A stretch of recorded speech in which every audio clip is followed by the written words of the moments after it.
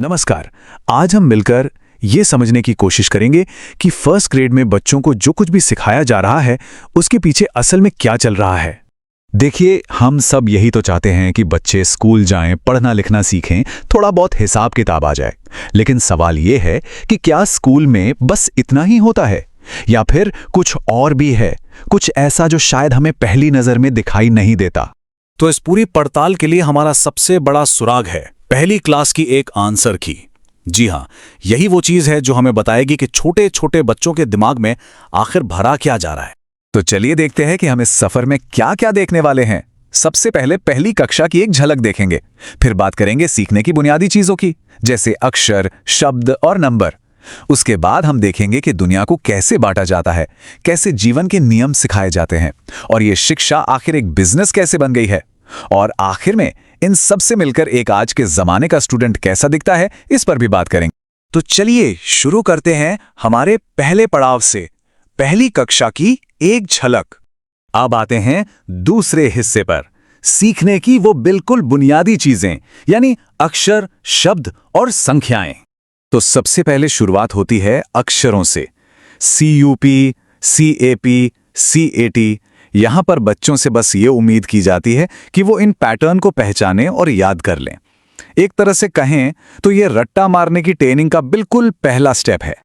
अच्छा, अक्षर पहचानने के बाद अगला कदम क्या है? उन्हें जोड़कर शब्द बनाना, जैसे पप, नेट, निब, बैग। और यहां एक मजेदार बात देखिए, ये सारे शब्द ऐसी चीजों के हैं जिन्हें बच्चे असल जिंदगी में देख सकते हैं और छू सकते हैं। एकदम बेसिक रोजमर्रा की चीजें। और बिल्कुल यही लॉजिक, यही तरीका मैथ्स में भी इस्तेमाल हो रहा है। गिनती को आसान बनाने के लिए उसे चीजों से जोड़ दिया जाता है। मतलब 7 सिर्फ एक नंबर नहीं है, वो 7 सेब हैं, 6 गाड़ियां हैं। इससे कॉन्सेप्ट समझना आसान हो जाता है। अब आगे बढ़ते हैं और देखते हैं कि दुनिया को बांटना कैसे सिखाया जाता है। अब ये वाली एक्सरसाइज देखिए, यहां बच्चों को चीजें सॉर्ट करना सिखाया जा रहा है। पेन, पेंसिल, किताब, ये सब बैग में जाएंगे। फल, ब्रेड, मक्खन ये मेज पर। मतलब क्या है इसका?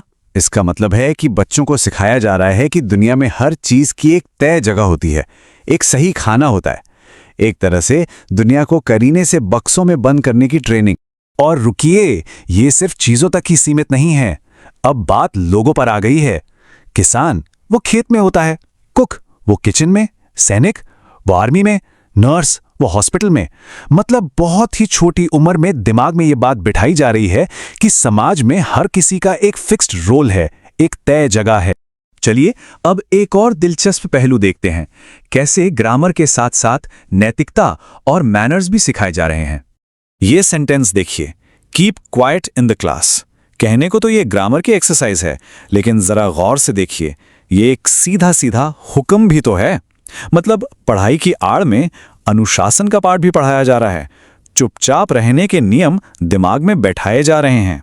एक और एग्जाम्पल देखते हैं, junk food is not healthy. फिर से ग्रामर का बहाना और संदेश क्या दिया जा रहा है? सेहत से जुड़ा, लाइफस्टाइल से जुड़ा।